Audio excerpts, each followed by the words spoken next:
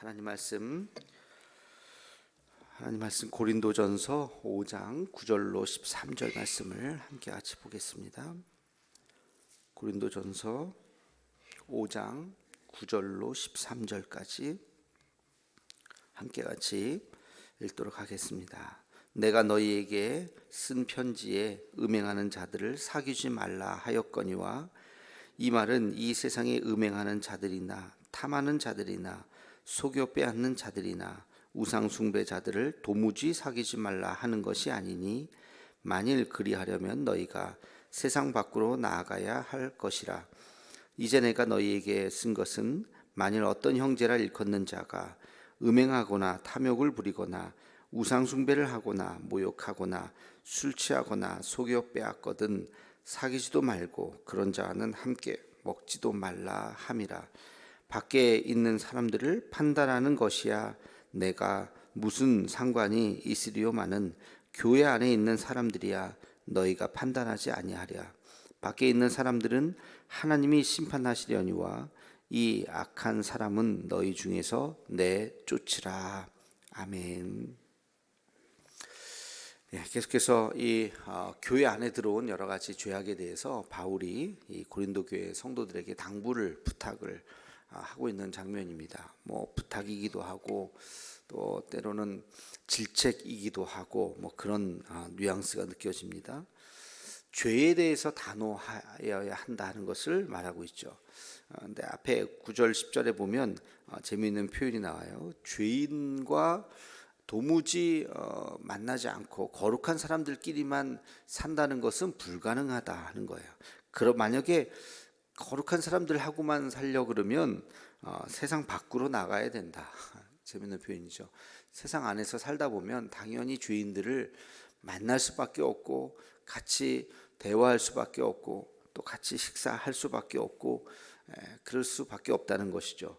그러니까 이 세상 살면서 죄인들을 떠나서 살려고 하는 말이 아니라 그 죄인들 또는 그 죄가 교회 안으로 들어오지 못하게 하라는 것이죠. 그렇죠? 교회 안으로. 그러니까 세상에서는 우리가 사회생활을 하면서 어쩔 수 없죠. 그런 분들을 또 만나게 되고 뭐 사업하면서 깨끗한 사람들만 만나서 내가 사업을 하겠다. 어떻게 그럴 수 있겠습니까? 이런 사람 저런 사람들 다 만나서 또 사업을 해야 되는 거죠. 그런데 그게 아니라 그런 이야기를 하는 것이 아니라 그런 죄인들이 교회 안에 들어와서 자리를 차지하고 직분을 차지하고 그렇게 있도록 그런 세상의 것들이 교회 안에 들어오지 못하도록 그것은 막아야 된다. 단호해야 된다는 것입니다. 죄인을 볼 때 우리의 태도가 두 가지가 있을 수 있어요. 죄인을 회심시킬 것인가, 깨닫게 해서 기다려주고 용서해주고 지혜를 지적해서 그것을 잘 다시 죄를 짓지 못하도록 회심을 시키는 방법이 하나 있고, 또 하나는 죄인을 멀리하는 방법이 있죠. 그를 만나지 않고 연락 와도 끊고 그냥 아예 딱 단절하는 이 두 가지 방법이 있을 수 있습니다. 회심시키는 거가 우리가 이제 흔히 그리스도인들은 이렇게 선의를 가지고 그렇게 접근하기가 쉽죠. 이것은 긴 시간이 필요합니다. 한 번 용서해 줬는데 또 그러면 어떻게 할 거예요? 또 용서해 줘야죠. 또 그러면 어떻게 할 거예요? 또 용서해 줘야죠. 예수님의 말씀처럼 그 사람이 변화될 때까지 계속해서 용서해 줘야 되는데, 그러기 위해서는 우리의 인내심이 필요하잖아요. 그 인내심에 어느 순간 한계가 와서 도저히 내가 이제 못 참는다, 용서를 못 한다, 그러면 지금까지 참아왔던 게 다 의미가 없어지는 거예요. 차라리 처음부터 참지를 말지. 참는다고 괜히 또 참다가 참지 못하는 그런 경우가, 시간도 오래 걸리고 굉장한 인내심을 요구하게 되는 거죠. 문제는 개인적인 차원에서는 뭐 얼마든지 우리가 인내하고 용서하고 품어주고 기다려주고 할 수가 있는데, 공동체 안에서의 문제이죠. 공동체 안에 그런 문제가 생겼을 경우에 어떻게 할 것인가. 이제 선생님들이 이제 가끔 그런 이야기를 해요. 폭력적인 아이들, 막 남을 때리고, 초등학교 때 또는 중학교 때 막 돈 뺏고, 그런 아이들 있잖아요. 그런 아이들을 보면 이렇게 이제 잡아서 혼내고 그러다 보면 가정이 또 불우한 아이들이 많죠. 이렇게 부모가 제대로 돌보지 못하고, 그러니까 부모의 밑에 있지 못하니까 자기 마음대로 그냥 밤이던 뭐 외박을 하던 뭐 그냥 그러다 보니까 나쁜 데 휩싸이게 되고, 그러다 보니까 학교에서 약한 애들 막 때리고 돈 뺏고. 자, 그런 아이들을 뭐 초등학교 또는 중학교 그런 아이들을 봤을 때 부모의 입장에서는 어떻게 해야 돼요? 기다려 줘야죠. 그리고 타일러야 되고, 하여튼 간에 10번이고 100번이고 그 아이가 바른 길로 갈 때까지 계속해서 품어줘야 되는 것이 부모의 입장이지만, 선생님의 입장에서는 어떻게 될까요? 선생님의 입장에서는 그 아이를 품어주고, 그러지 마, 너 그거 나쁜 짓이야, 다음부터는 꼭 그러면 안 돼, 라고 말하는 것만이 그것이 정답일까? 알겠어요, 이제 안 그럴게요. 그러고 나서 그 다음날 또 다른 애를 또 괴롭히고 때리고, 또 돈 뺏고, 또 붙잡혀갖고 너 두 번째 경고야, 너 이번엔 또 그러지 마, 알겠습니다, 죄송합니다. 그리고 또 그러면 계속해서 내가 용서해주고 계속해서 참아주는 동안 그런 피해자가 계속 늘어나잖아요, 그죠? 그러면 이 공동체, 학교라고 하는 그 공동체가 굉장히 큰 타격을 받게 되죠. 그래서 선생님들이 그런 아이들을 봤을 때 개인적으로는 참아주고 싶고 인내해주고 싶고 그 아이를 변화시켜주고 싶지만, 그러는 사이에 오랜 시간이 걸리죠. 그러는 사이에 계속해서 피해자가 늘어나고 폭력을 당하고 돈을 빼앗기고, 그런 상처받는 아이들이 계속 늘어난다면 과연 그것이 정답일까? 그래서 그런 아이들을 신고를 하든지 뭐 전학을 보내든지, 뭐 전학을 가도 뭐 거기서, 근데 미성년자들은 대부분 뭐 전학을 보내겠죠. 하여튼 뭐 감옥에 가게 한다든지, 소년원 같은데 죄에 대해서 단호하게 벌을 줄 수밖에 없다는 것이죠. 제가 이제 어떤 선생님에게 이제 그런 이야기를 들었을 때 생각해 보니까 그 말이 틀리지 않구나. 개인적인 차원에서는 얼마든지 인내해주고 기다려주고 그러지 말라 그러고 걔한테 막 이야기할 수 있지만, 그러는 사이에 걔가 변화되는데 시간이 걸리잖아요. 그러는 사이에 계속해서 피해자가 늘어난다면, 그렇다면 용서해 주는 것만이 그것만이 해답일까? 오히려 한번 그런 일이 벌어졌을 때 단호하게 그 죄에 대한 대가를 치르도록 그 아이에게 벌을 주는 것이, 그래서 학칙에 의해서 퇴학을 시키든지 아니면 뭐 다른 아이들을 보호하는 것이죠. 그래서 그럴 수도 있겠구나라는 생각을 하게 됩니다.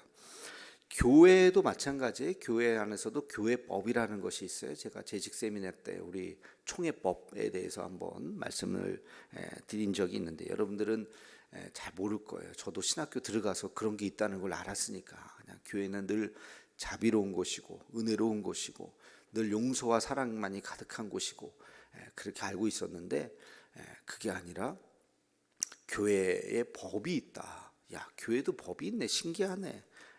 심지어는 교회법에 7위가 있습니다. 벌을 줍니다. 벌.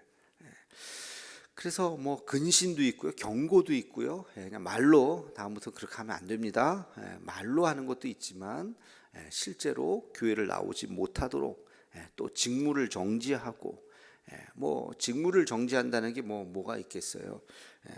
교회를 뭐 예배 드리는 것을 막을 수는 없겠지만 대표 기도를 한다든지 봉사를 한다든지 뭐 하여튼간에 무슨 소속 모임에 뭐 권사님들 같은 경우는 권사회에 가지 못하게 한다든지, 뭐 이런 어떤 활동을 하지 못하도록 하는 이제 그런 벌도 있고요. 최후에는 교회법도요, 출교가 있어요. 출교. 우리 교회를 나오지 못하도록. 근데 우리 교회만이 아니라 여기서 이제 출교는 우리 교단을 떠나게 만드는, 이제 더 이상 대한예수교 장로교 우리 통합 측의 세례 교인이 아닌 것이죠. 이제는 그 모든 권리를 박탈해 버리고 출교. 이 출교라고 하는 것이 예전에는 이게 엄청났습니다. 중세 시대 때까지만 하더라도 출교를 당하면 구원의 명부에서 이름을 지워버리는 거예요. 그러면 그 사람은 구원받지 못한다고 교회가 선언하는 거예요. 그러니까 교회가 전부인 시대에서 교회에서 당신은 구원받지 못하다고 출교를 해버리는 것은 죽으면 지옥 간다고 얘기하는 거하고 똑같은 거예요. 그러니까 그게 엄청난 거죠. 근데 뭐 지금은 뭐 그 출교를 그렇게 받아들이진 않고 이제 그 교회를 떠나게 되고, 그 교회를 그 교단을 떠나게 되면 뭐 다른 데 가서 받아줄 수도 있겠지만 또 받아주지 않을 수도 있겠죠. 아무튼 이 출교라고 하는 것이 있더라고요, 교회법에. 그래서 왜 이런 거예요? 우리 교회는 용서 아닌가? 아무리 큰 죄를 지어도 다 무조건 품고 용서해야 되는 것이 아닌가? 왜 출교라는 것을 만들었을까? 왜 만들었겠어요? 개인적인 차원이 아니라 공동체적인 차원 때문에 그렇습니다. 공동체를 보호하기 위해서 그 한 사람을 용서하고 그냥 품어주면 그 사람이 그날로 변화되면 얼마든지 100번, 1000번, 10,000번 우리가 용서하고 품어줄 수 있지만 그렇지 않다는 것이죠. 그 한 사람을 품어줌으로써 교회가 물들게 된다는 것입니다. 교회가 또 교회 안에서 그런 피해자가 계속해서 생겨날 수 있다는 것이에요. 그렇기 때문에 교회라고 하는 그 공동체를 지키기 위해서는 어쩔 수 없이 그런 법을 만들어서 공동체를 지켜나가는 것이죠. 그래서 그런 어떤 이제 분쟁이라든지 이런 것들이 있을 때 그냥 제일 좋은 것은 서로 화해하고 서로 말로, 그래서 분쟁조정위원회 또는 화해위원회 뭐 이런 걸 만들어서 뭐 서로 한 발씩 서로 양보하시고, 또 누가 완전한 사람이 있겠으며 또 누가 하나님 앞에 버림받은 사람이 있겠습니까? 서로 또 오해하고 또 실수하고 착각하고 그랬다 생각하고 서로 그냥 한 발씩 양보해서 서로 손 잡으면 제일 좋죠. 그래서 없었던 일로. 그러나 그렇지 않았을 경우에 만에 하나 이제 나 억울해서 끝까지 가겠다. 저 사람이 잘못했다. 상대방도 내가 뭘 잘못했냐, 너가 잘못했지. 이제 이런 식으로 이제 분쟁이 일어나고, 또 교회에서 이제 그런 이제 일들이 있었을 때는 그때는 시시비비를 가릴 수밖에 없겠죠. 정확하게 누가 어떻게 원인 제공을 했으며 누가 잘못했는지를 정확하게 그것을 가려내고 그거에 대한 죄에 대한 대가를 치르게 하는 것이죠. 치리를 할 수밖에 없고, 그렇다면 그거에 대해서 최악의 경우 교회법에 있는 것대로 출교를 시킬 수밖에 없겠죠. 제가 목회하는 동안은, 은퇴하는 동안은 그런 일들이 정말로 없기를 정말 제가 생각날 때마다 저도 기도하고, 여러분들도 우리 교회에서는 다시는 그런 일들이 없기를 기도해 주셔야 됩니다만은, 그러나 종종 교회들이 뭐 가까운 교회들 중에서도 그런 법적인 문제, 또 치리의 문제, 심지어는 출교의 문제, 뭐 이런 일들이 있어요. 교회 안에서 있고, 통계 수치로 보면 그런 일들이 점점 더 많아집니다. 통계 수치로만 보면. 참 교회가 참 안타깝다 하는 생각들을 하게 됩니다. 그러니까 이 개인적인 차원과 공동체적인 차원이라고 하는 것을 생각했을 때 때로는 단호함이 필요하다 하는 것을 저도 다시 한번 말씀을 보면서 느낍니다. 바울이 용서를 몰라서 이런 말을 썼겠습니까? 예수님의 사랑을 몰라서 이런 말을 썼겠어요? 예수님의 사랑을 누구보다도 잘 알고 있었던 사람이 바울이잖아요.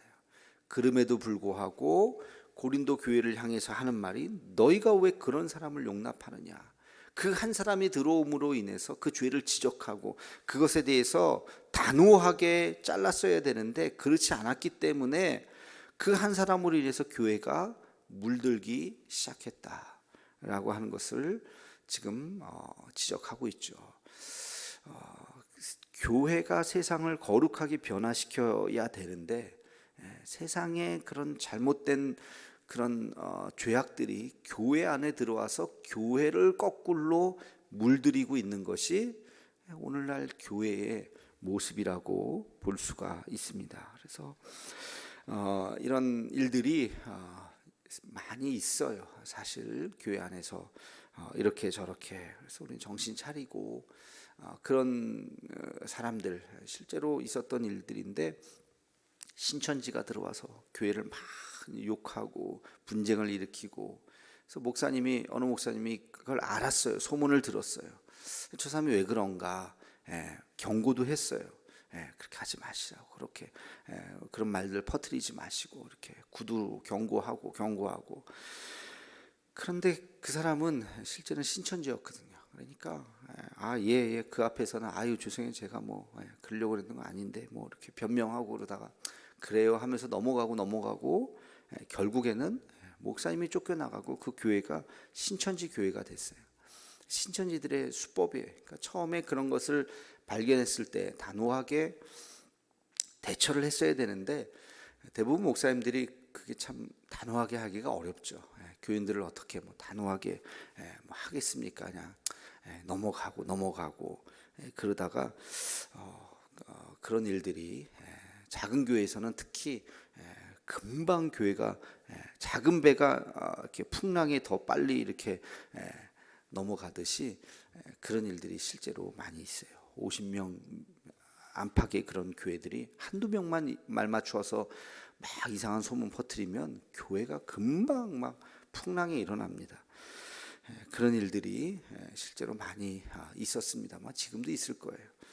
그래서 이런 일들을 우리가 잘 보고 교회가 그런 어떤 일들에 잘못된 일들에 사람들이 물들지 않도록 정신 바짝 차리고 두 눈 부릅뜨고 기도하고 때로는 가슴 아프지만 치리를 해야 될 때도 있다는 것들을 저도 깨닫고 여러분들도 깨닫고 용서만이 공동체를 위해서 용서만이 그것만이 해결이 아니다 하는 것을 생각하면서 우리 교회 공동체를 지켜나가는 그런 방법들을 그것을 우리가 함께 같이 또 고민하고 더 나아가서 우리가 세상을 거룩하게 변화시킬 수 있는 우리 한국 교회가 되기를 간절히 소망합니다. 기도하겠습니다. 거룩하신 주님, 오늘도 주의 말씀을 들으며 다시 한번 말씀을 묵상합니다.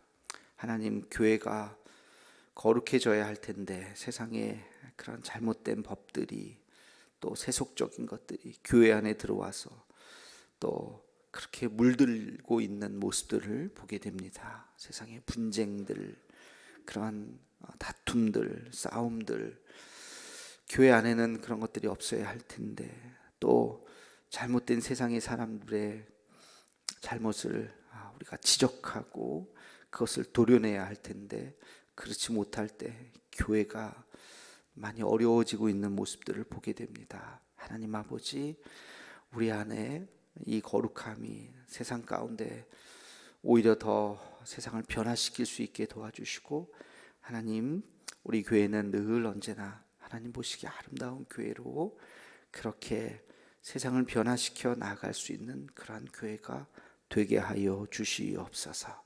예수님의 이름으로 기도하옵나이다. 아멘.